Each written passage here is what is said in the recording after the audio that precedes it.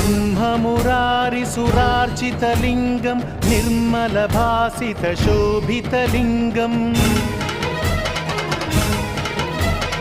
जन्मज दुःखविनाशकलिङ्गं तत्प्रणमामि सदा शिवलिङ्गम्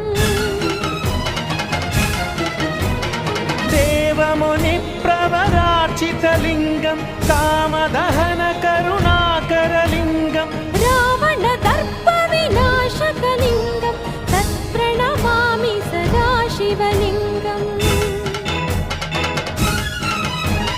सर्वसुगन्धसुलेपितलिङ्गं बुद्धिविवर्धनकारणलिङ्गम्